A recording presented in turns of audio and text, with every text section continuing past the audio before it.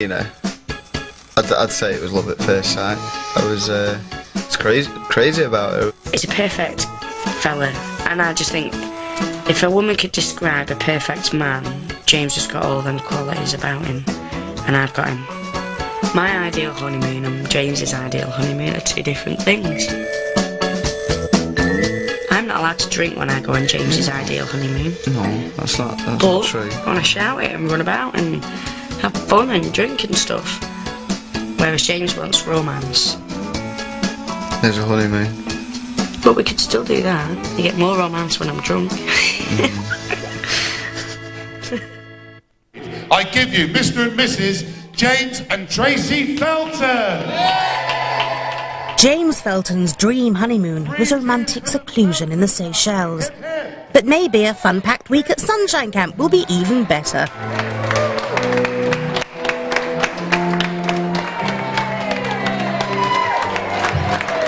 Before you are your happy band of fellow campers who you're going to spend the duration of your holiday with.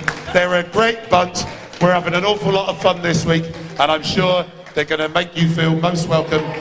May the blessing of God Almighty, Father, Son and Holy Spirit be upon you both, now and always. Amen.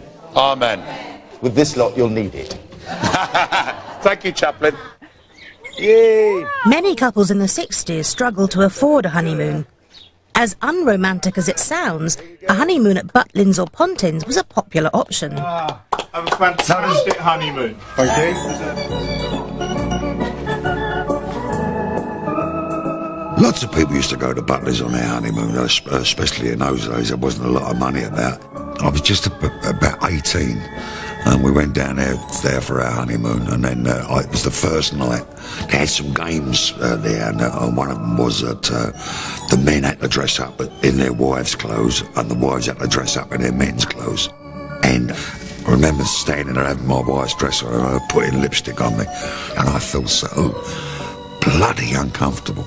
And that was the very, very first thing I ever remember about Butlins. Right, tops there. Our pink coats try to get the Feltons into the sunshine spirit, with some cross-dressing. But James isn't ready to let go of his inhibitions. We'll move on and try that. Try that on your face. No, this is getting beyond the joke, this, you know. This is taking the piss. It's cool, it's cool. No, it isn't. It okay, right, let's watch this. We've got the week, we've got the week. Worse still, he has to face the other campers dressed as a woman.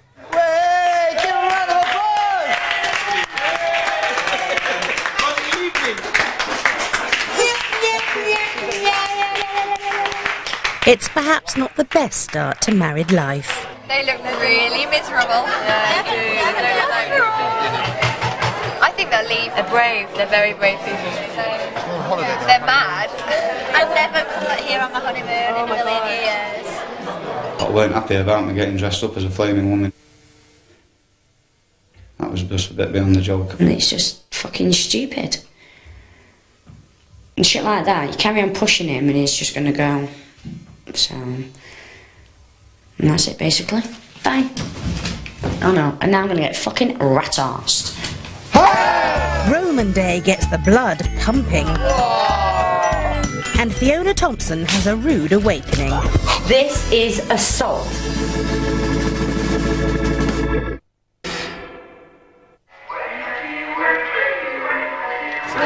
It's the honeymooners' second day at Sunshine Camp. So far, it's not quite the romantic break the Feltons hoped for. Kids are starting already. Right, I've got it for breakfast, Roskis. Kids, come on! The relentless activities mean husband James hasn't yet been able to consummate the marriage. Trying to. We tried to last night, but she weren't feeling too good. So, had a bit of time on my own, so that was alright. Reach nice and tall. I must improve my bust. With so much to do, it's hard for our married couples to find time for those intimate moments.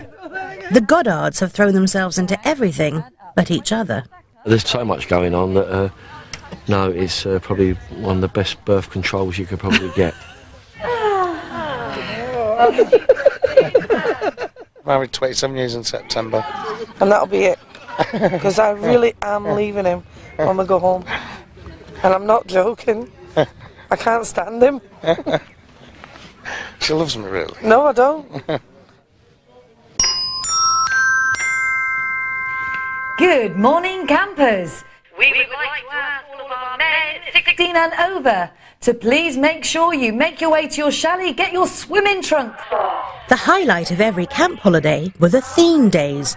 Today, it's Roman Day. Hail! Hail Mark!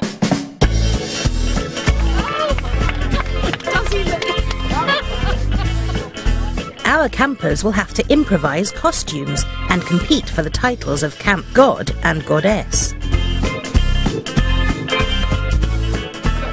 Oh, thank you.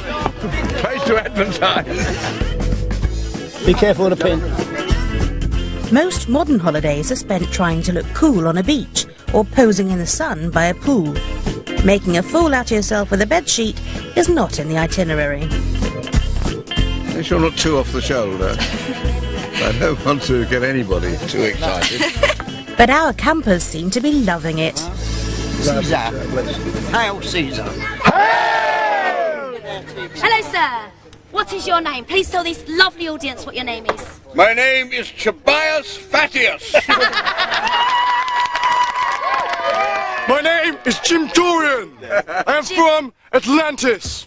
Fantastic. My name is Julius Geriatricus. Last but by no means least, what is your name, kind sir? Johnny Spankius. Feel ridiculous. Yeah. Down the pub when we get back in. I just hope I don't spill the mystery soup down it. Actually get a very nice breeze up the Colosseum.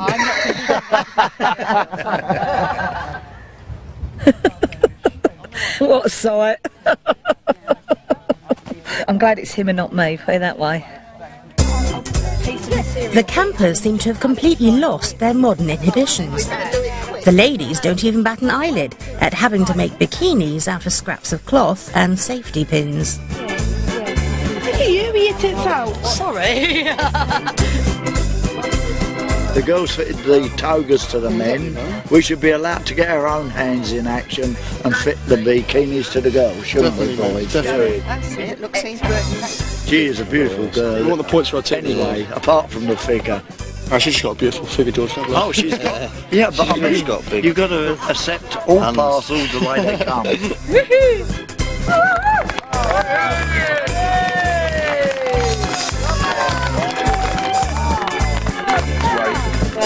Catwalk.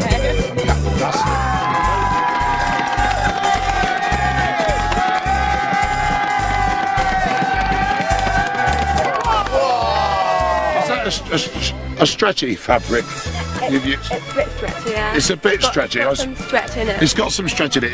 It'd have to, really.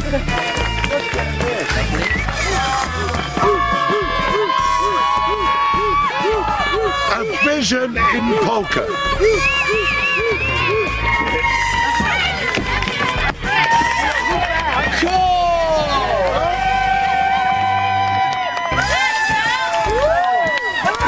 Many of them in a pound. Have you finished? Yeah. What's the name for this? Is this like the uplifter? Yeah, the firm uplift.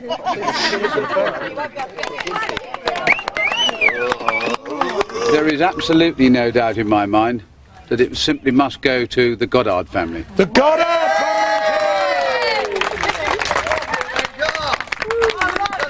Innocent sauciness was as risky as it got at a 60s camp. Our campers are lapping it up as they choose the camp god with a kiss. James, remember where you belong. Keep it in the family. Sorry, George, my heart belongs to another.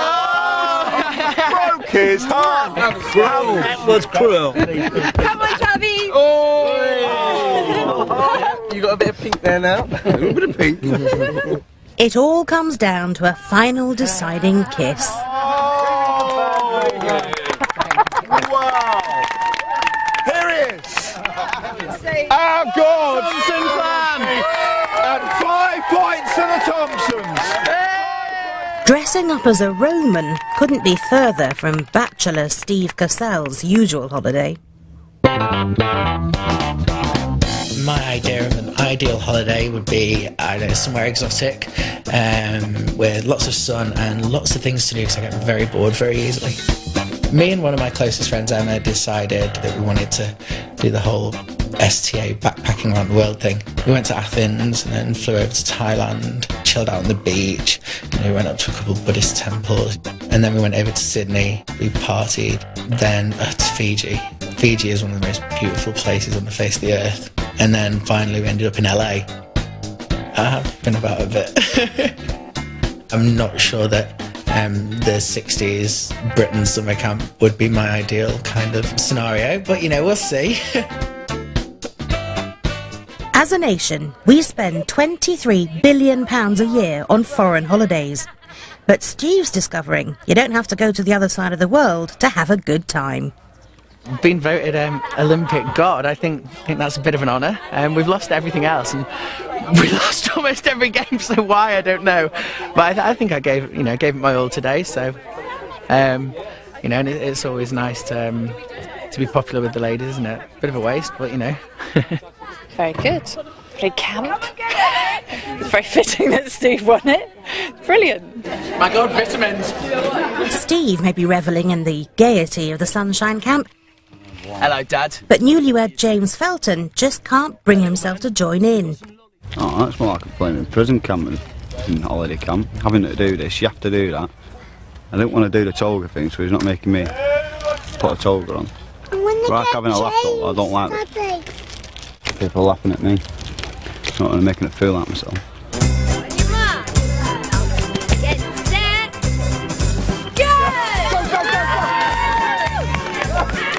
But by contrast, James's wife Tracy is throwing herself into her holiday.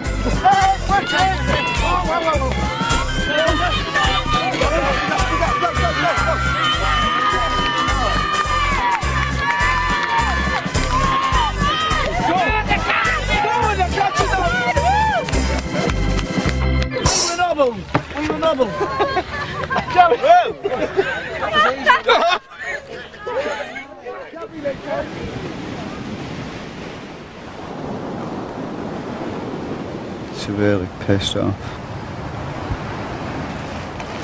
Just want to go home. Oh, I want to get off here. Just get out of this flaming place. My idea of a honeymoon is being in Seychelles or in Bahamas or something like that without my kids. Not that the kids are a hindrance around, but it just ain't no honeymoon. Not for me, it ain't anyway.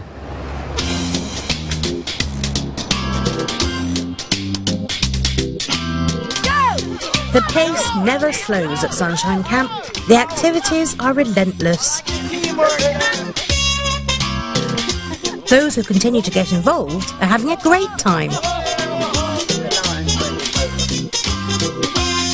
Wrestle! Yeah, watch it! Go on, James. No headlocks!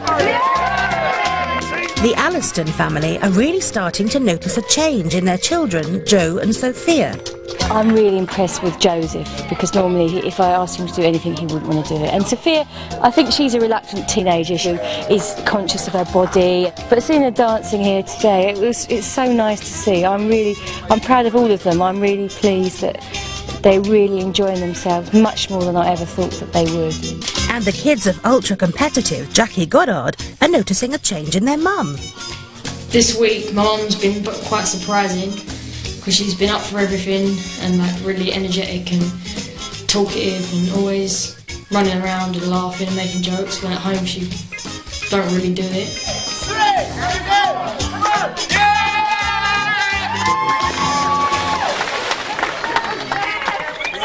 Today, most Britons jet off on holiday in search of nothing more than a suntan. Lounging about in the sun is a habit that's proving hard to kick for culture traveller Fiona Thompson. She's once more abandoned the group to do her own thing with Steve. It's better? Peace. That's what I'm saying to myself. I'm just saying I'm not here, it's not real.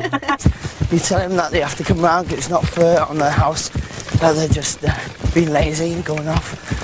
The pink coats make sure no one gets left out of the fun. We're having time out this morning, guys. Well, we need you down there. Take part. It's not fair on your team. We've done everything else. You've got loads of time off. Every activity. And we're not doing this. You've got loads of time to sunbathe. Last night, I've just been crying. Fiona might find the pink coats irritating, but in the 60s, everyone thought the coats were a great laugh. Redcoats were they were fun people.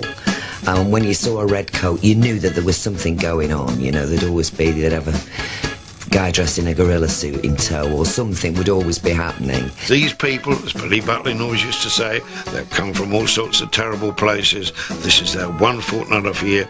You must make sure that they are the most important people in the world. You danced with the birds who nobody else would dance with, you know. You chatted to the old ladies and the old boys and that sort of stuff. You were in the swimming pool. You were always being pushed in the pool by the kids. We used to have a boating lake. You had to be in this boating lake and they'd always upend the boat you were in, you know. Isn't it funny, you know? You had to be bouncy, bouncy and hey, hey, hey, ho, ho, let's go. There was a priority in their agenda to make everybody feel, you know, as though they went and have a real good time. And even if you didn't want to have a good time, we're going to make you have a good time. In the 60s, innocent pranks by the coats were all part of the fun. Our pink coats have a few tricks of their own. That was actually quite funny.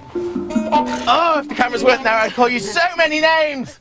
For now, Fiona Thompson seems to have taken the drenching in good humour. I believe you just did that to you. I cannot. All week, she's been up and down about the whole experience. That is awful. On day one, she was refusing to come out of her chalet. I think it's the pink coats. The piss pills. And they're supposed to be here to make our holiday as pleasant as possible. But by day 3, she was having a great time. We loved it. Brilliant. 60s campers would have seen water throwing as a harmless prank. But Fiona has decided to take matters to the major. This is assault, Major. This is assault, and I am not having it. I have remained there quietly and calmly, not said a word to anybody else, not caused trouble at all. I don't want to cause trouble. I don't want any more fuss than is necessary, but I do want it dealt with, and you will tell me what you're going to do about it. Please, please don't tell me how I must run the camp. I think you've got to understand that this was misplaced enthusiasm, appallingly. Misplaced enthusiasm? He is here to make our enjoyment better. Once you've passed on that information to me, if I don't think that that's appropriate, then I will take my own action myself. Fiona's reaction to the water throwing prank would have been unheard of 40 years ago. He should be dismissed, and in any other circumstance he would be.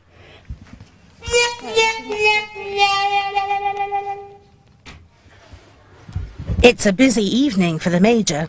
Honeymooner James Felton has decided to go home, leaving his bride behind. Right, who wants to start? I'm going tonight. There's nothing you can do about it. I am going tonight. I'm not staying here any longer. It is twisting my melon. I can't handle it anymore. We've not fell out. No. We're not divorcing her out like that, even though we're the honeymoon couple, but it's James's choice, and it's not my I know idea, the way he feels, and I just... Are you decided on this? Because the one thing I don't want to do is to spend hours us arguing and falling out over it. I mean, if you... I'm going home. Okay, fine. Have a KFC for me. Love you too. James heads back to Blackpool, taking younger son Mason with him. The honeymoon lasted just 2 days. It's not going to be my last kiss, is it? We're going on for a jump on Friday, Thursday, whatever it is.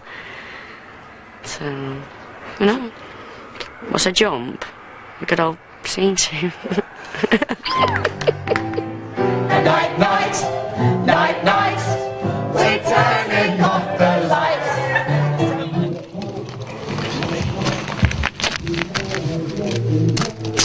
So night, night, campers, all camp. Campers, so long, good luck, sleep tight. Like that. Night, night, campers.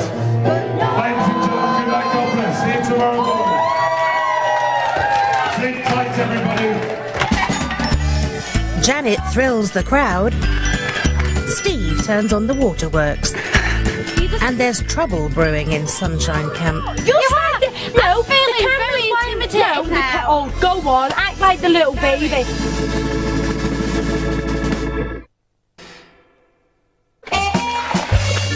Today, most people go on holiday in search of luxury and to escape mundane domestic chores. But in the working class world of the 60s camp, being pampered was unheard of. I can't believe that the women had to do all this crap. Can't believe we're doing it.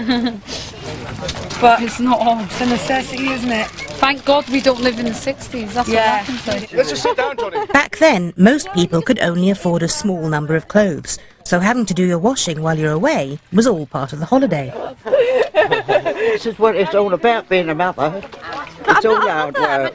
But you will be one day, so have a few lessons, that's it. Good. Trust me, I'll be buying a washing machine. I won't be doing that. That's it, like that. Well done. That's it. Scrubber from Blackpool. don't. But like everything at Sunshine Camp, even housework is turned into a competition. On your marks, get set, iron!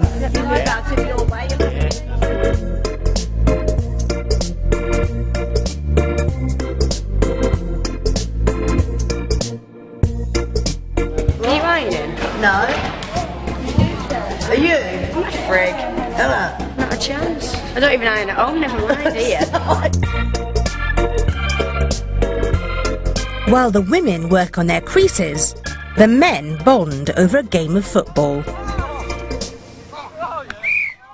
It's a bit shade, isn't it? It's a dead nice day sat inside ironing, but I'm not complaining. I'm not complaining either. Oh well. I'm enjoying myself, so... They wouldn't enjoy themselves out playing football though, would they? So they've got to do something at the time, haven't they? I think that's typical of the society, yeah. Men outdoors having fun, women inside doing domestic things, yeah. Great. Look at that. Between the buttons, I rather like it. Yes, between his eye and between the buttons is crucial. Got to always press between the buttons. And round the buttons. Oh, let's stand. And who better to judge a well-ironed collar than the chaplain and the major? And there are no pictures here, and that's a common mistake, that they're pressed like that. Actually, they're worn like that. Not an enormous number of marks for the cuffs, I fear. 72-year-old Mary Gaskill has been ironing since she was 10, and it shows. I've got to say, it's a very, very damn fine run thing, Vicar. Isn't it? Isn't it? I think Mrs. Maskell has it. Yes, I think so. Many but congratulations. well done. Very, very many congratulations. And I've got about 10 shirts. And the mate's got 15. Well, young women today have got it made, and the fact is that everything's much easier as far as doing your washing, and the husbands help more. We didn't want much, did we? As long as we had a bit of comfort indoors, who wanted any more anyway? You got your husband and he's gorgeous. What else do you want, girls?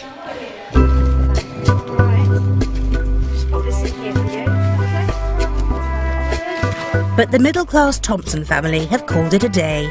Their struggle to adapt to life at Sunshine Camp is over. The Thompsons had booked in for 2 weeks. Becky, who's used to comfort and seclusion in the Greek islands, can take no more of cheap and cheerful camp life. The chalet is absolutely filthy. The beds are disgusting. The bed linen is disgusting. The floors are disgusting. We pulled out the dressing table because some of the elastic bands had slipped down behind, and it was horrendous. The bathrooms are horrendous. And I'm really sorry that that will be my lasting impression, but that's very important to me, and it's horrendous, and ours is by no means the worst. For Becky's mother-in-law Tricia, a culture vulture, the taxi home can't come soon enough. I'd just like to go home, see my friends, have a good meal, go to the theatre, go to the cinema, go to a concert, anything, but be here. But there's one thing Becky is reluctant to say goodbye to. Teammate and camp god Steve Cassels has become a good friend.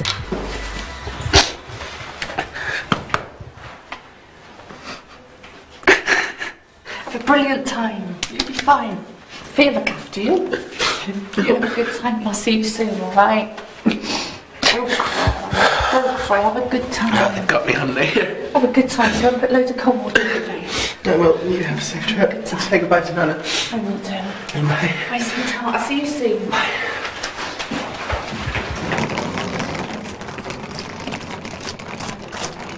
As the Thompsons bow out, our other campers can't understand their moaning.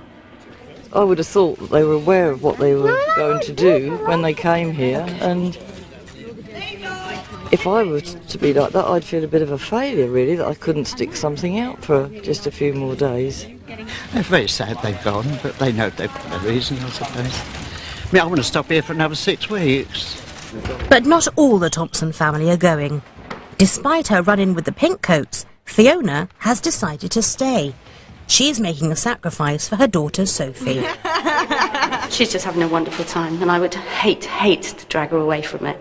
Because for her, we promised her a unique experience, and had to drag her here, literally, because she didn't want to come. She was so worried about it. And that's exactly what she's going, so I feel it would be awfully cruel to take her away when it's what we promised her and she's enjoying it.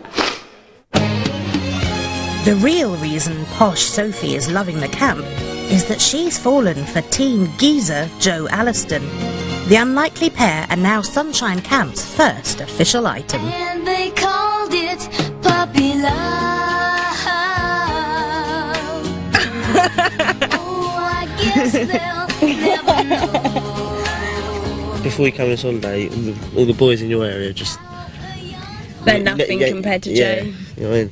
I'm one in a million. Doesn't compare. So if without this holiday, then we would have never have met. So I mean, we just got to know each other better. Sort of click like that. Just,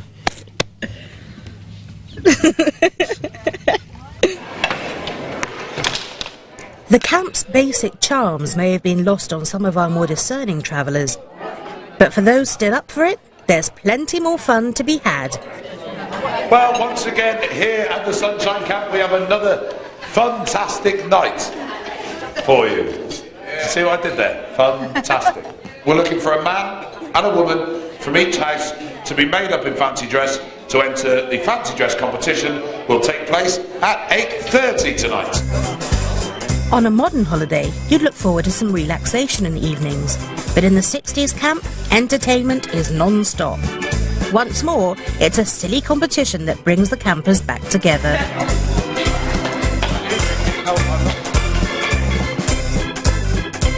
Even Fiona Thompson is bravely soldiering on. We're trying to make the best of it. This is the last competition of the day, thank God. So I've had it up to here now. But for ultra-competitive Jackie Goddard, it's a chance to get her team back on track. You can't have too many days where you're taking it easy. One day's enough and then people start to catch up, so you've got to get back into it. Back into winning. The Coupland clan seem to be up for anything. Oh, like the boot. Look at it. Oh, you are lovely. Can I take you home? Yes. We'll have a blonde on blonde. Hey.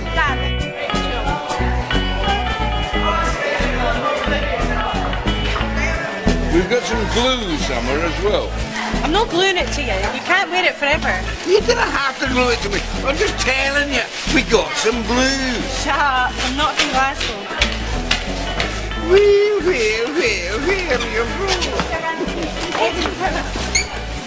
For our golden oldies, fancy dress is a serious competition, and they've come prepared. 87-year-old Janet Boggis stuns them all with a little number of her own. How's that then? About the soldiers? Not Mademoiselle from Armiteers. Mademoiselle from Armiteers, parlez-vous. Mademoiselle from Armiteers, parlez-vous. Mademoiselle from Armiteers, yes, I'll give her a righty chair. Inky pinky parlez-vous. Hey! We've got Jan dressed as a French maid. We don't need to help, do we? You know what I mean? You see who walks through that door, it's got winner written across the forehead. Please show your appreciation for all our contestants in tonight's fancy dress. Oh, look at the legs, look. All right, it's Loopy Lou, everybody.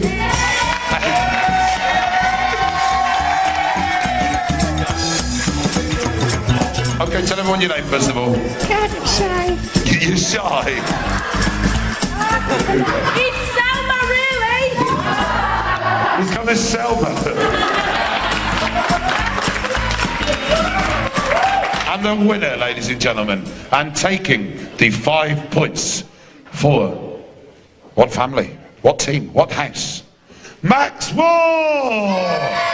But it's showmanship that wins the day, and victory goes to camp veteran George Watkis and his adopted team, the Thompsons. So it's 5 points to the Thompson house.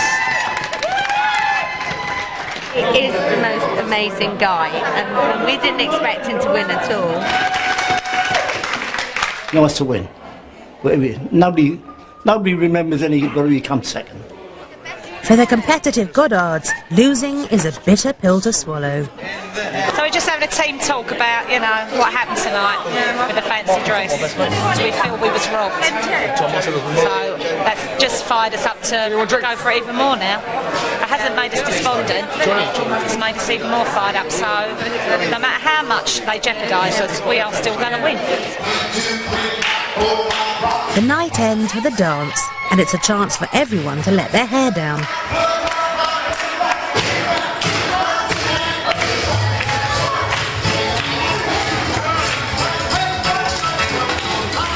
But the happy atmosphere in camp is short-lived. She said to me, she went, "You fucking better not have been calling my mum anything else, you've had it." And I'm like, why? She nearly fucking hit me in the toilet. 2 of her sisters came in. I know. Goody Two-Shoes Ellie is upset with the Coupland clan. The Coupland girls have accused her of calling their mother, Rose, fat. There was a misunderstanding, it was sorted out. And hopefully that's an end to it. If not, watch this space. They said to me, they said, you think you're the prettiest girl in here, you're the bee's knees of the whole camp, and you're trying to get attention off everybody. You know, you think you're so gorgeous and everything, and I'm like, I don't at all, do you know? And they've just been total bitches. In fact, the Coupland girls are absolute bitches as far as I'm concerned, what they've said to me tonight. Some certain person can't stop crying, so... and twisting things. The Couplands are not a family to mess with. Thank you, bye. Hi, we're the Couplands. This is our family. We've never been on holiday together, so be afraid, be very afraid. I'd describe my family as a bit mad. My dad's off his head. We tend to want to rip each other's hair out when they get together. There's been times when my mum and her sister have been speaking. It's gone on for like 4 years. The 3 kids, I mean, they love each other to bits and they'd lay their life down for each other, but they can get a bit out of hand with the bickering. We don't like to argue just a little bit. We like to get into each other really hard and start shouting at each other. If you like us, you like us. If you don't, that's your problem, not mine. The constant fun has had a calming effect on the Couplands. Until now. Did I or did I not apologise to you in the toilet? Yeah, you said, I apologise if I've got the wrong end of the stick, but if you did, you'll know about it. Don't make me out to be a twat on camera, Ellie. Because I swear to God, if you want to make me out to be like that, you better do it in private, not in front of the fucking camera. Do you know what I mean? You're a very threatening person. No, I'm not. You're standing. No, I'm feeling very intimidated now. Oh, go on. Act like the little baby. You're making me out to be like a fucking bully, and I'm not, Ellie. I came in. No, you shut up and listen to me now. I came into the toilets and I said to you, what were you saying? And you couldn't give me a straight answer. Because that's why I started because it didn't say anything about any single member of your family. Everyone has just seen what she's like. She's just done it again. Unlike on modern holidays, at Sunshine Camp, there's no escaping your fellow holidaymakers. Everybody's getting a bit overheated, I think, and it's making everybody's flare up and just basically have arguments with everybody else. One particular person moans constantly, and yes, it does. it irritates me and it winds me up all the time because I so want to shout at her, stop it! Oh my God, it's not that bad. For me, the most excruciating part of the entire thing has been meal times. Their knives and forks are all askew, they've got shoes on the table, they eat with 2 hands. Oh, I just can't describe how horrendous it is to watch them. Getting into the spirit of things also means, you know, embracing the people around you. You know, it's blatantly obvious that there's such a diversity of people here that would not want to spend any time with each other. An illicit pool party. There is no good in running, we know who you are. And will the Sunday service restore harmony? All things wise and wonderful. We're not religious, we're Satanists.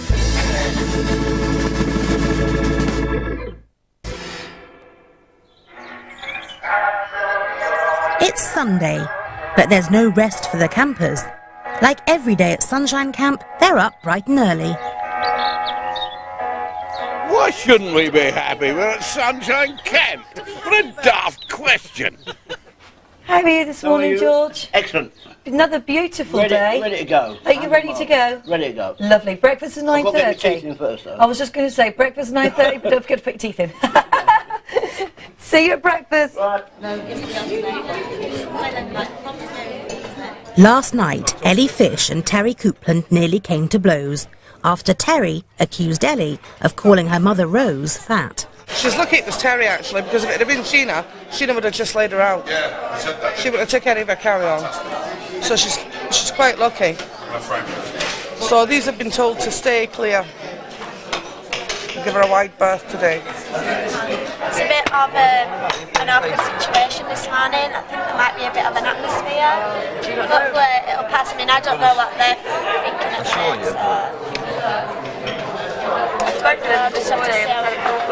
Yeah, hopefully it is all fine.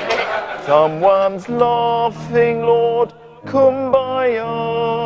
In the 1960s, formal worship was an integral part of the holiday camp. Sunday service with the camp chaplain was a chance to bring everyone together. I always feel holidays are a time when I reflect on the year and give thanks for all the things that I have. I suppose at the moment I'm giving thanks, or trying to, for the soup, for Buster's jokes, and our companionship together. And the fact that you've shown me how to be together and to bring out our best qualities. And that's what I give thanks for. So I hope we've used this holiday to get to know people we haven't met before, to meet people from all kinds of backgrounds, and to show affection and love and fellowship for each other. In the last 40 years, church attendance has plummeted by more than 50%. Kumbaya and a prayer isn't everyone's cup of tea. We're not religious, we're Satanists. I said I'd only go if they were sacrificing somebody. I don't do churches, and I told the vicar that, and I don't do vicars either. In fact, this holiday I ain't done anybody. Have you? Well.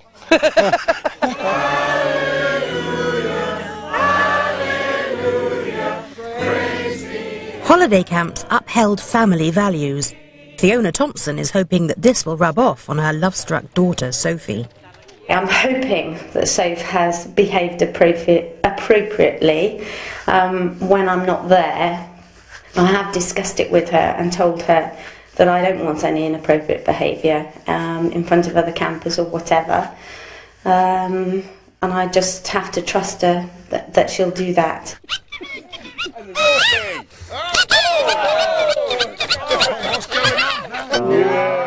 As the family fun continues, teenage sweethearts Sophie and Joe have sneaked off to make their own fun. He's been naughty, naughty, naughty. What's he been? Naughty, naughty, naughty.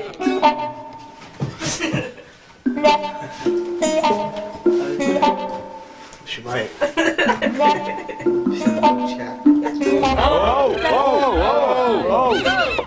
Wow!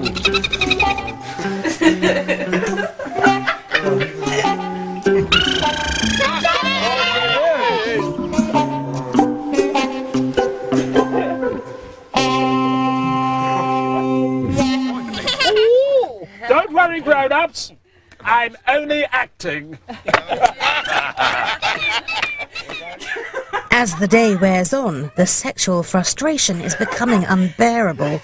All the lads are chomping at the bit, and so the girls, when they have a drink, they are as well, which is quite funny. You should see them once they've had a drink. Oh, we're gagging for it. It's because you've got chalets, you've got your dancing, you've got your drink, you've got the fuel for it really, and you're spending a lot of time together. This time together, you really get a connection between each other. But boys will be boys, and girls would be if they could. You know what I mean? Our campers may be slow to get it together, but their 60s counterparts were no slouches. I don't know about butlins, they could have called it bonkings. Everybody was shagging everybody. The girls and the boys went to meet and just have a good time. It was probably where any of us, certainly from my school lot, it was where any of us really encountered real sex. When you're 16, 17 years old and you're going away to a holiday camp, you know, it opens your eyes big time. It was very carefree, and I'm afraid a lot of the girls came away from there with an addition, if you understand what I mean. But what could you do? I mean, there were an awful lot of girls who were at it 2-3 times a night, all night. People say now, 50 years later, talk a lot of rubbish about the permissive society. They were all at it 50 years ago, because I know. I was at it as well. It's been a long week for the campers. As they observe the 10:45 bedtime curfew, it looks like yet another night of no nookie.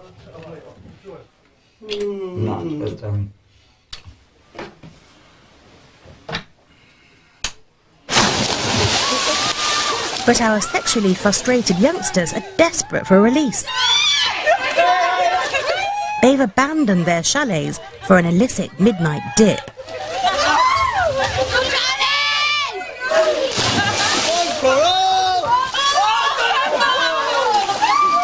In modern resorts like Faliraki, midnight pool parties wearing just your underwear are commonplace. But at a 1960s British holiday camp, it was unheard of. Okay, ladies and gentlemen, this is not the kind of thing that we were expecting you to do. There is no good in running. We know who you are. I've got short feet now. And I've no eyes. In now. Please turn your lights off and make your way to sleep, please. Night, night, campers. Night, night, campers. Okay, please shut. Can you open the door? Even camp god Steve Cassell seems to have forgotten a basic rule. No single men in single ladies' rooms. That was good for you, cheers. Steve, can you get out of there, please, now? There is a basic rule. Come here, please. One second. I was only hiding What from is you. the rule? No. You do not go into young ladies' chalets. Hang on, first of all, this 45-year-old lady is my friend, and second of all, I'm gay. Get over it. It's a rule, Steve. Next week on Wakey Wakey Campers, Major cracks down. If you drink a single drop of alcohol, you will be confined to your cabin out. The ultimate contest. And time to say goodbye. I'm really happy I was here. I really am. We've had a ball. Simple as that, we've really had a ball. Right, get the gossip and find out more about what our campers and camp staff really thought of it all.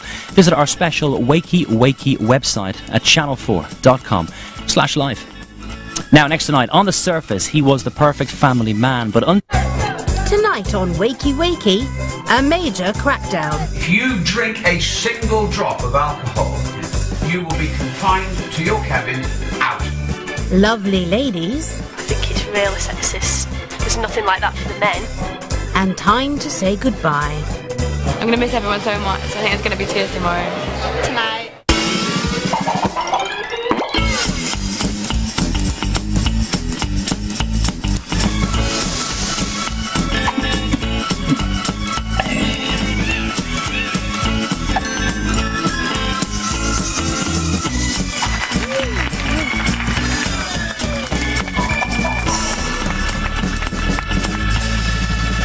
Wakey Wakey Campers! 8 days ago, 50 modern holidaymakers arrived at the Sunshine Camp in the Isle of Wight for a 2-week stay at an authentic 1960s British holiday camp. One for all! They're here to discover what a holiday really is. Is it their usual holidays of California theme parks and luxury cruises, or going back in time for a fortnight of simple chalets, basic food and silly games? It may have been basic, but the 60s holiday camp was centred around family fun. It was a broad church where young and old alike could find something in common. They're not a different species. Young and old are the same. I mean, I'm going to be old one day, as are we all. Find that the young ones are very interested in a person like me. It's lovely. I've never mixed up with much old people like this before. It's exciting seeing them laugh, enjoying themselves. The youngsters may have learned to appreciate their elderly campers, but they haven't learned to appreciate 60s camp rules of early nights and restricted licensing hours. Bedtime, 10:45. 10:45. You're just going out at that time. From day one, they've struggled to curb their modern habits of drinking hard and partying hard. That's going down the sink. Last night, frustration spilled over, and the young campers sneaked out of their chalets for a midnight dip. It was down to the camp staff to restore order and give the campers a thorough dressing down. No good in running, we know who you are. My office, 8:30 tomorrow morning. Another peep out of this, I'll rip your head off. Any questions? It's 8 o'clock in the morning, and the antics of last night have rippled through the camp. Some of the younger campers obviously cannot hold their drink, which means that we're all sort of paying for that a little bit. I was very annoyed last night because they kept us up. You know, and in the spirit of things, they've got to keep that under control. Well, I reckon all of us are in severe trouble. Well, the thing is, he can't send all of us home, can he? Camp manager Major Vernon Rees is not in the mood for fun. I've seen him just after 7 o'clock this morning, and he's in a foul mood. So I should imagine he'll have some strong words to say today.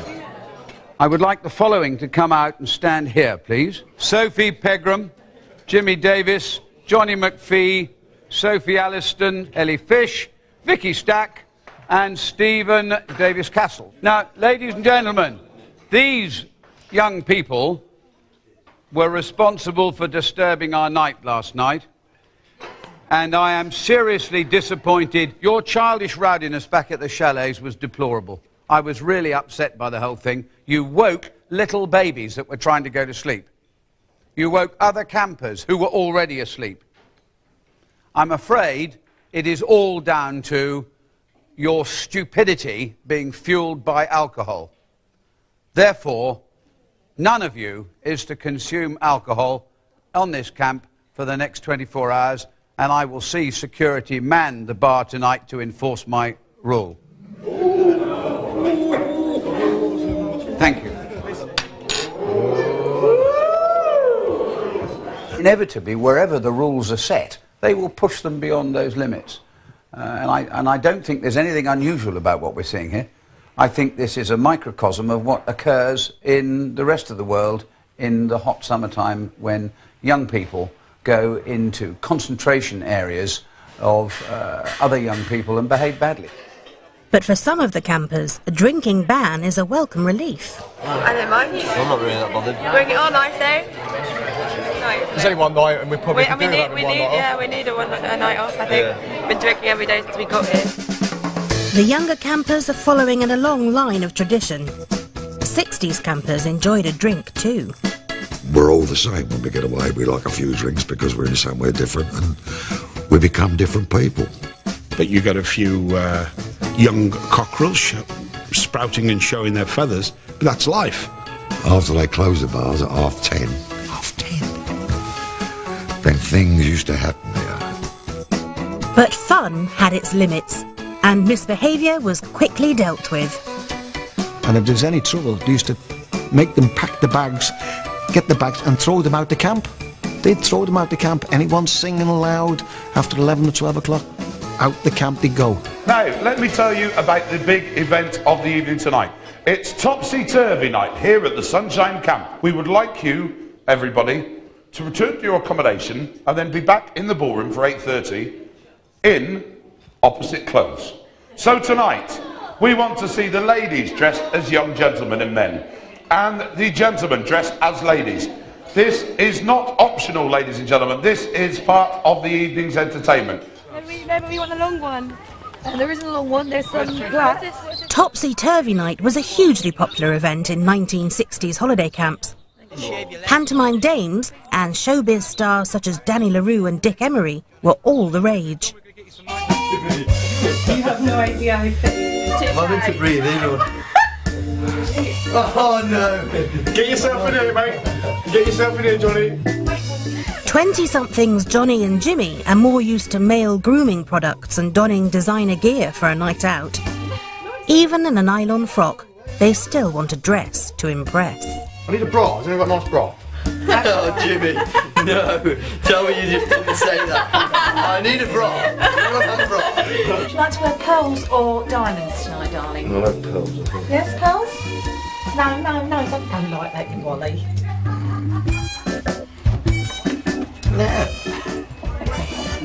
You saw my red light and popped in, did you? For one holiday camp veteran, a night of cross-dressing comes naturally. Is this the first time you've dressed as a woman, George? No. I often do it. You often do it? Oh. No holiday camps. My name is George Watkins. I'm 81 years of age. People like the sense of freedom, getting away from the cities and getting together and really enjoying yourself.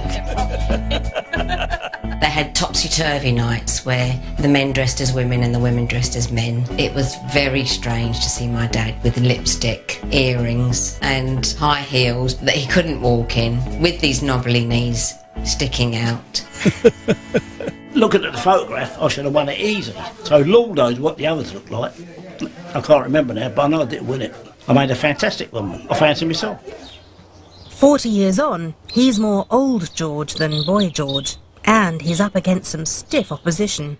We felt like absolute twats. You can't say that. Yeah, but I think you hit the nail on the head there, Jimmy. The thing is, though, we want to be able to drink now. I think this is the forfeit enough. Yeah. So we're doing this so we can drink tonight. True to the Major's word, security are manning the bar. But there is one concession. Shandy. Shandy. God, man. Lucky us. It's 0.2%. I have to drink about 40 bottles of it. They might look the part, but they're not exactly sitting pretty. We would like you, please, to welcome, as they parade along the dance floor, our beautiful ladies taking part in tonight's Dame Sunshine.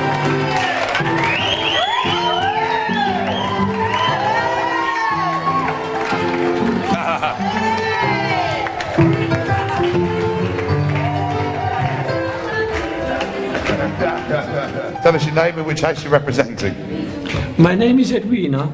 Edwina. And which house are you representing, Edwina? I'm representing the Goddard. The Goddard house.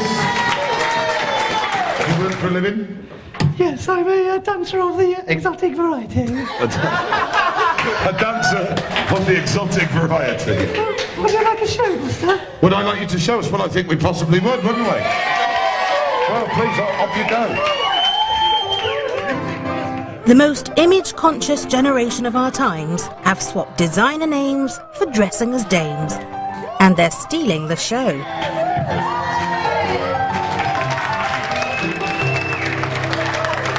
I thought it was great. Everyone really made a huge effort and really went to town with the makeup. They all looked fantastic, really fantastic. Even people who struggled to find things to fit them done brilliantly. I think they all look great as women. Some of them look better as women. Dame Sunshine this week is young lady number 5. It's Jemima. Betting shop manager Jimmy Davies defies the odds. He's put on a frock, not had a drink, and still had a good time. I can't believe I've won it, I really can't. Oh my God. It's so funny, I'm a beautiful guy and a beautiful girl, so I think the girls are a little bit jealous.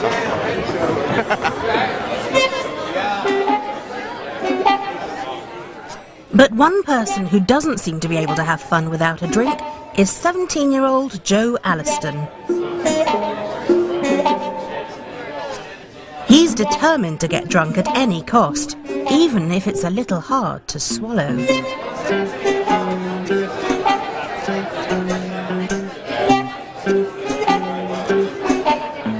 In a 60s holiday camp, parents were expected to keep their kids in line.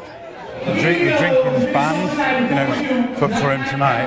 Who banned him? The major. Sort out securities on him. How do we do with us? He's young boy's adult. Mr. Alliston might think Joe's a grown-up, but in the 1960s, you weren't an adult until you were 21 years of age. You might have been able to have a beer at 18 years old, but until you were 21, you couldn't vote or get married without your parents' consent. With Dad turning a blind eye, it's down to security to call time on Joe's boozing and send him off for an early night. I can't sit there in the ballroom whatever and see everyone drinking and me just sitting there sober and expect me to join in with activities because it ain't happening. I think it's because I'm not actually allowed to drink. I really wanted to, because someone said to me you're not allowed to drink. It's just like it's like I'm missing it. And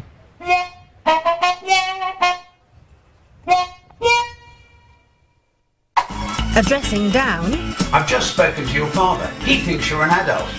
I don't. Out. And Campers Showtime. If you don't do it properly, you're going to look like a right tit on stage, aren't you? Over the last 9 days, our modern campers of all ages have enjoyed a host of family fun and games at the Sunshine Camp. Holiday camps were run along a common ethos. Families that play together, stay together.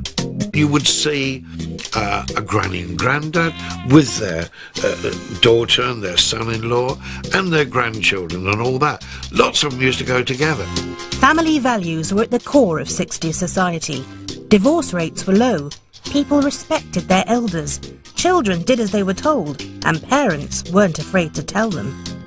If you had kids, it was ideal.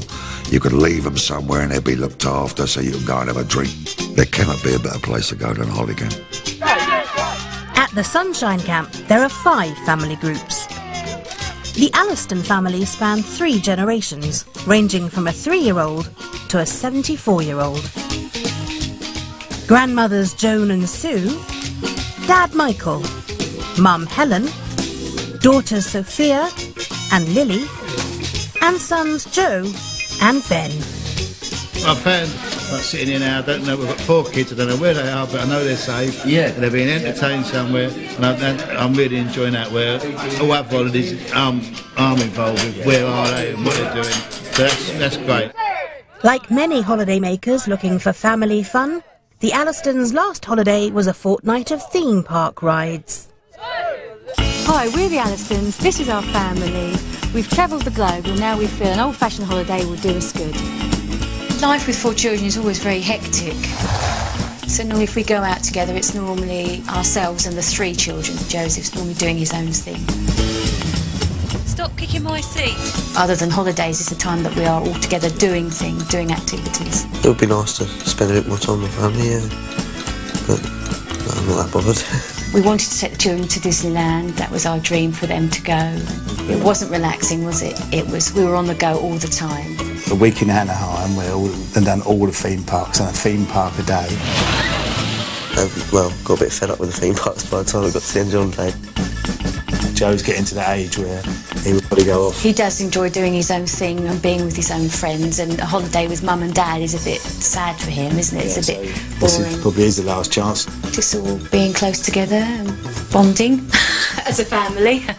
I'm looking to go home with my mates next year, having a beer, getting drunk really, isn't it? That's what it's all about. During the last 9 days, the Alliston family have really got into the rhythm of the 60s holiday camp.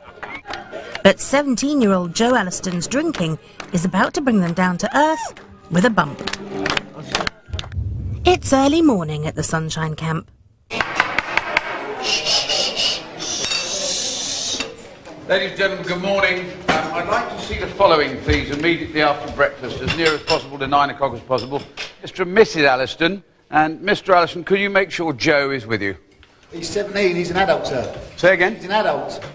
He's been working for 2 years now. Is he your son, sir?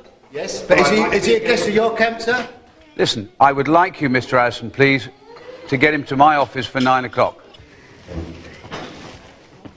A couple of points. First of all, he's not an adult, he's 17. Well, please let me finish. He was drinking last night, and even at this late stage in his holiday, I simply will not be disobeyed. My options are to send him home, in which case, quite frankly, that's going to ruin the holiday for many more than him. Well, we would have to go with him, sir. Well, absolutely. And I'm damned if I'm going to punish you. But to a tiny bit of me thinks that maybe you should be tweaked. Because I'd like you to exercise your control over him as his father. Can I speak now? Of course. Last night I bought him one drink, which was a shandy. I kept my eye on him all night. I think he was winding you up. I don't think he had a drink. Well, I have absolute first-hand evidence that he had at least one full glass of wine and a pint of beer after the shandy you bought him. Let me tell you what I'm anticipating. First of all, I want your cooperation tonight. You've had it already. You had it last night. I know. Well, I want it absolute tonight. I don't want him in a position to wind us up, as you've termed it. Okay. I want you to become the heavy-handed father tonight in order to save him for tomorrow night. Okay. Otherwise, it'll end on a real raspberry. Okay. We don't want that, do we? Okay. No, we don't. Thanks very much indeed. Thank you, Major. I know. Good to see you. See you soon. Thank you, Major. Now, I'd like Joe to come in now, please, on his own. You were seen drinking last night, and I don't care whether you deny it or not. I'd much rather you didn't deny it because I can prove that you were. Right? So don't put yourself in that position. Okay. If you drink a single drop of alcohol between now and the end of the camp, you will be confined to your cabin with a security escort, and I will have food brought to you there. I've just spoken to your father. Yeah. Okay? He thinks you're an adult. Yeah. I don't. If you were an adult and you wish to be treated like an adult, then behave like an adult and do as you are told. Right. Do you understand? Yeah. Out.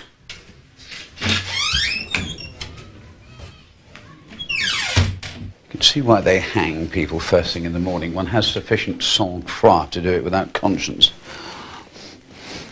Before humanity invades one's day. Yeah, it's quite right what he said. Yeah, we don't want Joseph drinking and spoiling his holiday and our holiday, so hopefully he'll behave himself now. Because we've come so far, we don't want to spoil it now right at the end. He's not as grown up as he thinks he is. He likes to think he is. Maybe he wants to feel more like the 18, 19-year-olds, so it's a shame for him, really. Perhaps he should have lied about his age. I find it profoundly sad that what they do is they accelerate the passage of their childhood. You can't go back and do it later. And they miss out. You know, the youth has been stolen from so many children who are in their teens today that I think that when they get to my age, they'll wish, oh, perhaps I wish I'd been gripped rather more than I was. As the clouds gather over the Sunshine Camp, the campers head inside. But not even the British weather can put a stop to the fun. It's time for the talent contest rehearsals. Now, Goddard, you have a song called Cockles and Mussels. The Alliston House, you have Michael Row the Boat Ashore. Tonight, the Pinkcoats will get a night off from performing. Instead, the campers will be showcasing talents of their own. Dublin's fair city, where girls are so pretty.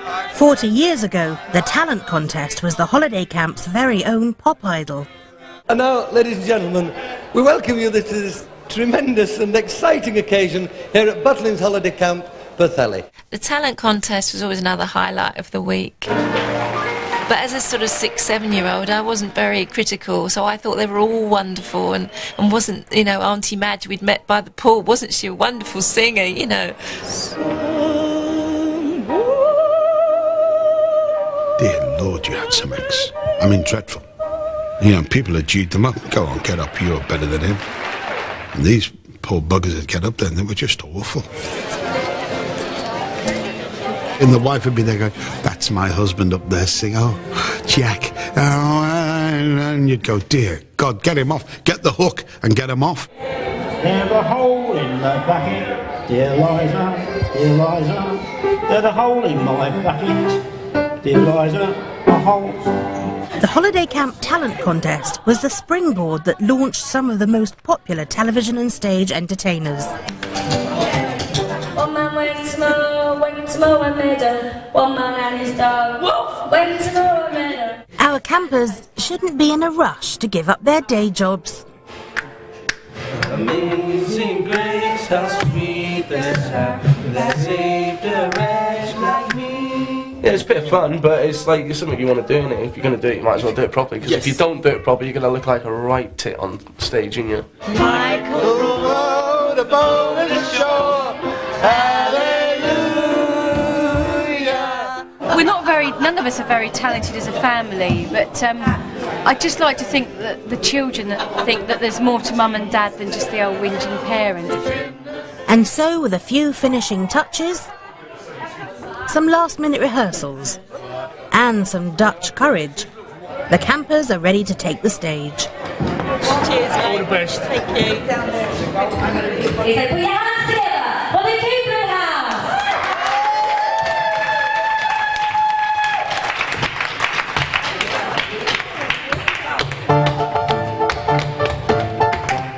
There might not be much talent, but the campers take their chance to have a dig at the Major.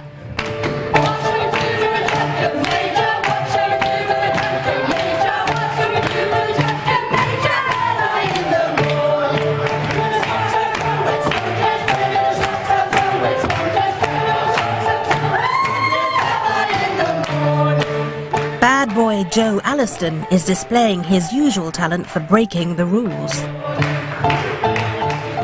Whilst the Major can enjoy a joke at his own expense, Joe's drinking is no laughing matter.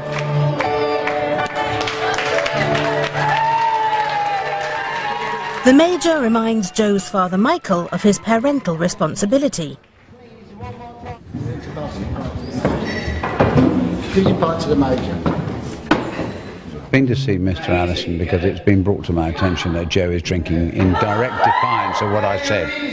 And I've told him, please, it's his last chance. True to his word, Michael steps into the role and insists Joe hands his pint to the Major. Go back and sit down. Right, sit down. Now. I didn't want to spoil it tonight. Good. You might just have done. Go. Right. Go and sit down, both of you. So I just thought... Go on. I said to him, the best thing to do is admit what he was doing and bring the pipe back. That's all he's had, so hopefully you see fit to have a good decision in the morning, yeah? We'll see, Mr. Allison. Thank you very much for your help, by the way. Glass of red, Major. Yes, please. Thank you. Can I have a glass of red for the Major, please? Certainly. But Joe doesn't blame himself, he blames his father.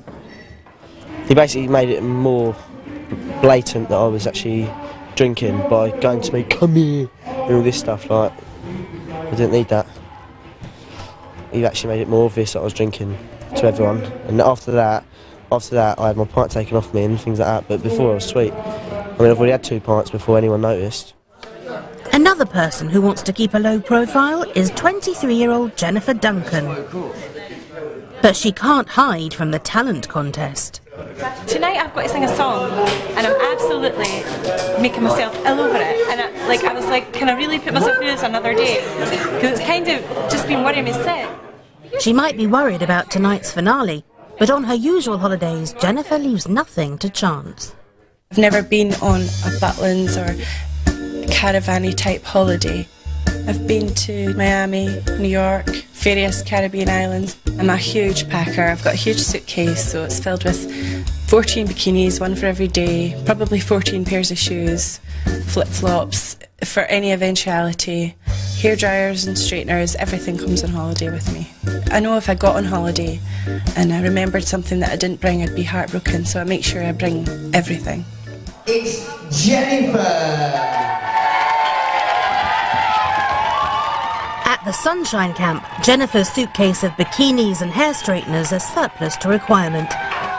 Tonight, she just needs to find her voice. Speed, bunny, bold, like a bird on the wing, onward the sailors cry. Carry the lad that's born to be king, over the sea to sky. Loud the winds howl, loud the waves roar, thunderclaps rend the air. Baffled our foes, stand by the shore, follow they will not dare. Jen's stage debut with a simple Scottish ballad wins the campers over. Never ever sang in front of anybody before, and just when everybody came over and said that was amazing, I was like really pleased. I don't know, I'm so happy that I've done it, but at the same time it was absolutely horrendous. More bad boys. Did you throw any mud at that caravan? Tell the truth. And lovely ladies.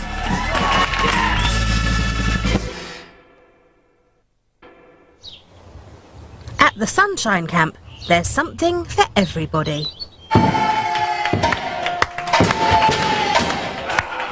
In a 60s holiday camp, keeping kids happy was the key to everyone's enjoyment. Go! Silly sports and competitions also gave mums and dads a welcome break from parenting duties.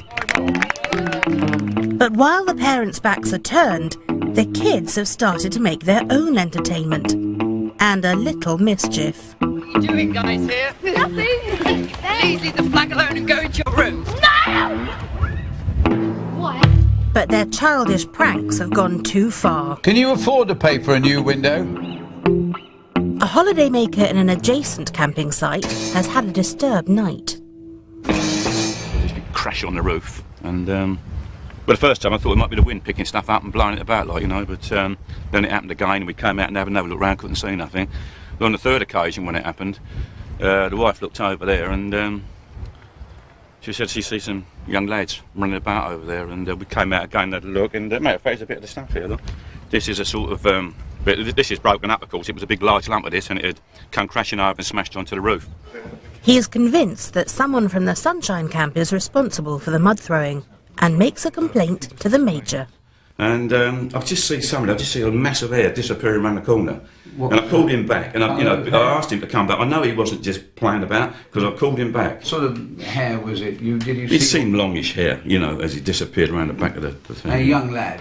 Oh, obviously very young. I will see that this doesn't happen again. Yeah. I suspect I know who did it. Will you leave it with me? I certainly will. And accept my apologies. Yeah, Good. Well, look, thank you very much. The Major has little doubt who fits the offender profile. I mean, I'm fairly sure, you know, it's the young boy Richard with the long hair. He's the only one here with such long hair. I mean, when Mr. Bishop described it, he put his hands up like this. On day one, music-loving Richard Goddard refused to have a traditional 60s short back and sides. So are you okay going with the ladies every morning to have your hair cut and blow-dried and drinking tea and eating Madeira cake and being a little girl? A compromise was reached, and it was a 60s duck's arse for rocker Richard. 10 days later, Richard's flowing locks and refusal to conform has brought him to the attention of the Major. Richard, you sit in the uncomfortable seat, as befits people of your age. Sit where you like, please. Right, I've got a little story to tell you. Richard plays guitar in a band, and after 30 seconds with the Major, he's singing like a canary. Tell the truth. Please. There. I was there when people were throwing the mud balls. So who threw the mud balls? You? Who was with you? Levi and Ben. Fine.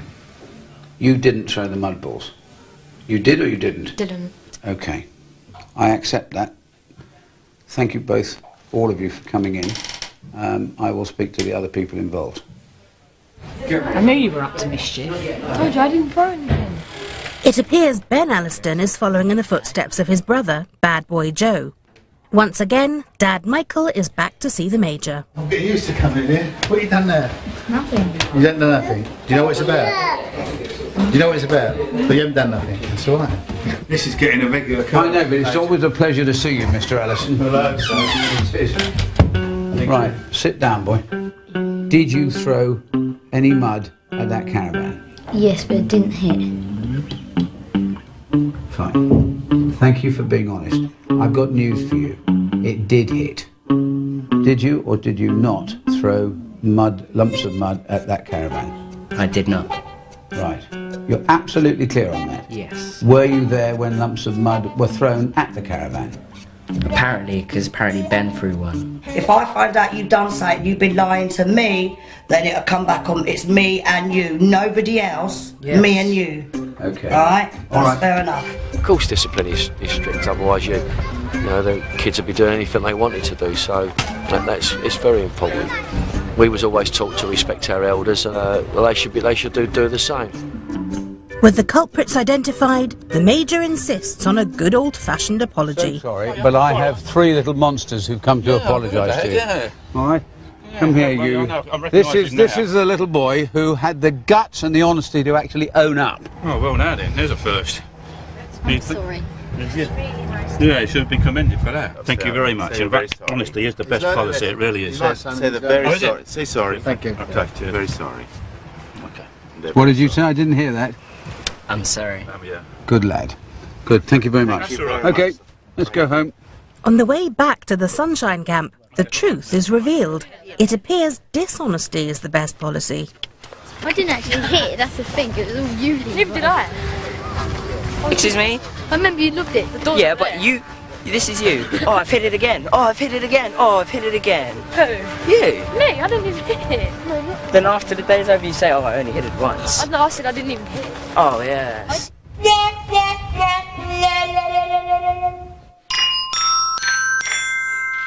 Good afternoon, campers. We would now like all of our ladies aged 16 to 35 for our big competition of the week.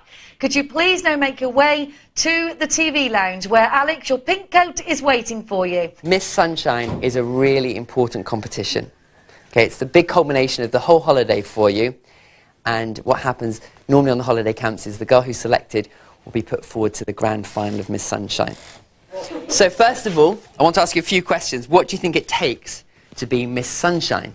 So what we're going to do is go around the room and you can all say... Size 6 waist and big tits.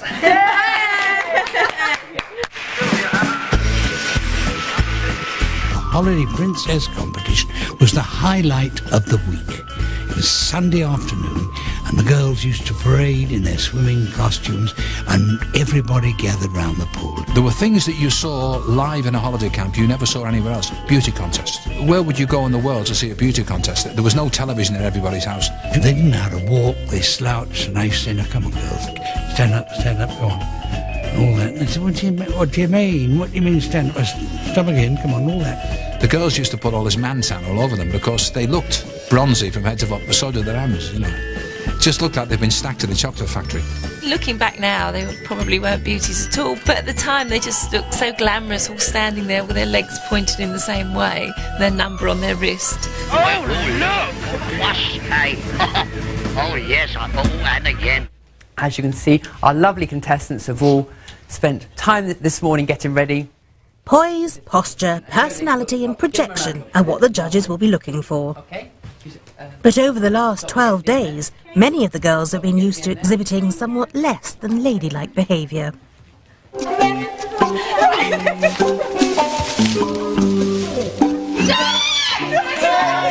girls have gone to bed, you're the last one. Your mother would not be impressed. Now I'm going to get fucking rat-arsed.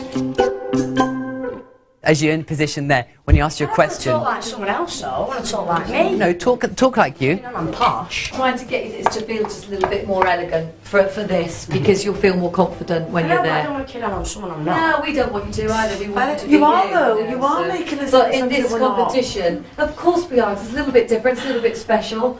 You know, it's a big prize to win. It's Miss Sunshine. You can get a love certificate and you get the sash and everything as well. Yes. And you get the title as well.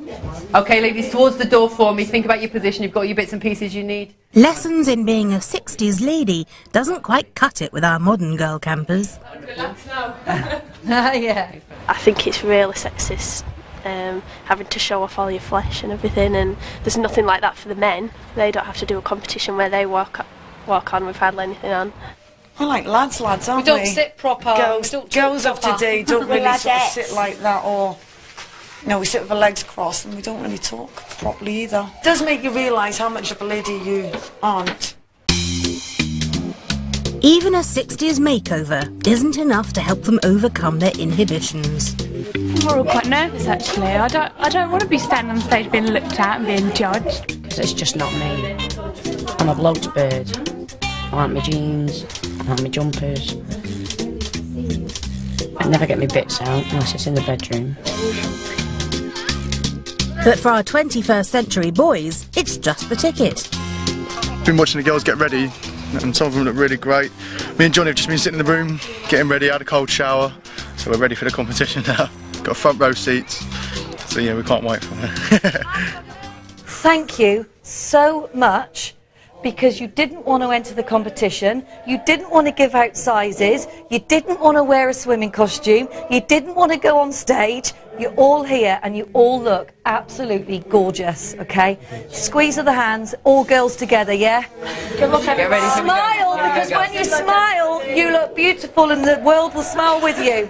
Have a wonderful time. I want you please to put your hands together, give the best of order, and welcome our absolutely gorgeous looking ladies for our Miss Sunshine competition. Give them a nice round of applause. We have Catherine Baines, Terry Coupland, Ellie Fish, Sophie Ferguson, Johanna Del Ragione. Okay, contestant number 1 is Catherine Baines. Very shakily, 34, 28, 37. Contestant number 5, everybody, Vicky Stack. Ooh, very popular. Very popular. At a shapely 38, 27, 34. Ellie is a student in travel and tourism. Her ambition is to become the first female Prime Minister. Sophia Alliston. Sophia is a student and her favourite subject is drama. More difficult than I anticipated. Yeah, no trouble doing your One would stand out. I've got 4 at the moment. Put your hands together for all 10 of our ladies.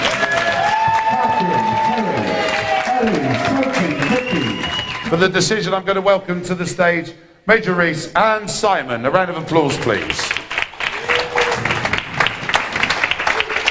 I will do what we've done since the end of the war and announce them in reverse order.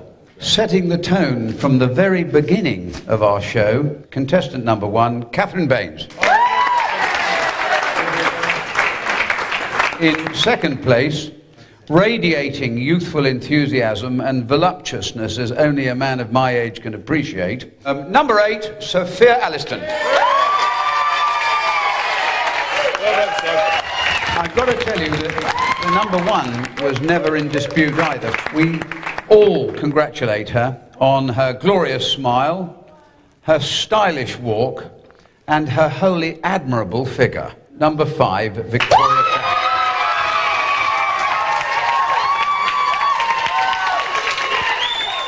It's budding architect Vicky's design spec that swings it for the judges. Can you tell us your first feelings? How does it actually feel to have been crowned Miss Sunshine? This feels brilliant. Yeah, I'm so happy. No, I weren't expecting it at all. I'm really happy actually. I feel really excited that I won it. Well, that was absolutely splendid. What did I say? Thank you so much, all of you, for entering into the spirit of it.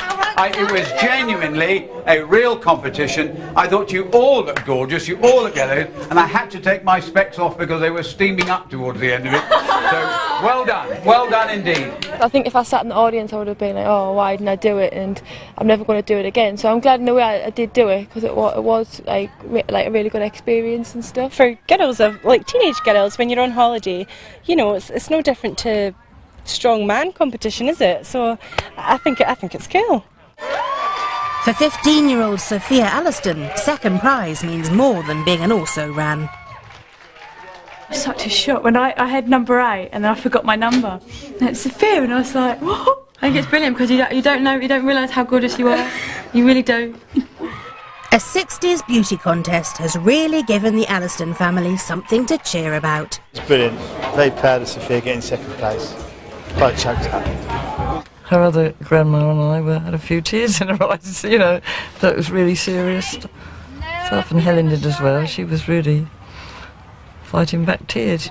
Because in our normal life at home, she just would not be wearing her hair up, glamorous clothes, and she just had her old tracksuit bottoms on, trainers and a t-shirt. So to see her looking beautiful and feminine, for me as a mum, I really got a lot of pleasure out of that. To see her looking her best, I was very proud. Time to say goodbye. I'm going to miss everyone so much. I think there's going to be tears tomorrow. Tonight. It's the campers' final night of their 2-week stay at the Sunshine Camp. And one last chance for a sing-song and dance.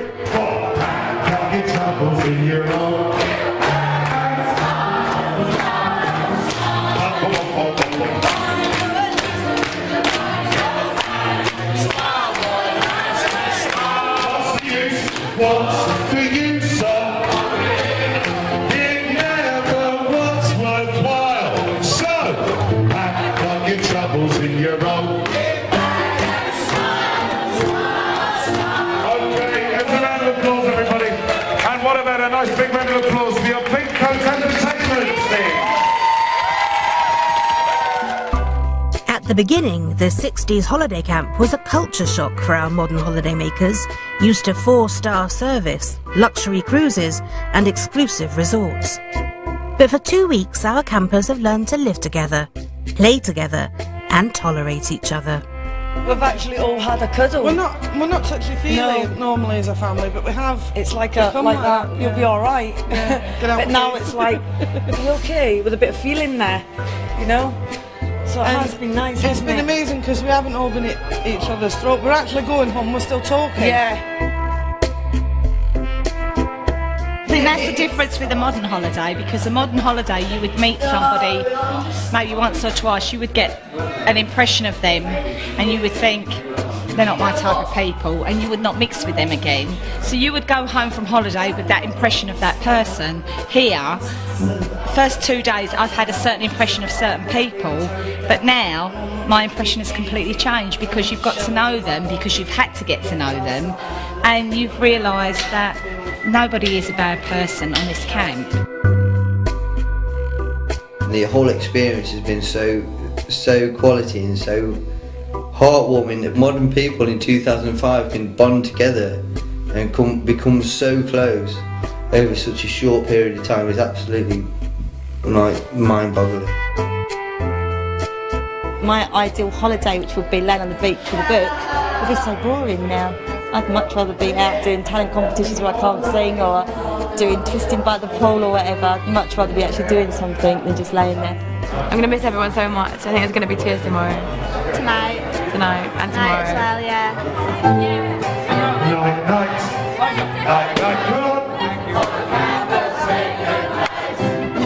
Back to your chalet, tuck up your crap. Sleep if you can, night, night, night, night. We're turning off the lights. Jump into bed. Now, the campers don't want to say goodbye. It's the people. They've captured that spirit. Maybe it's a sort of natural thing. Maybe it's in them all the time. It just don't come out because they go on these funny holidays abroad.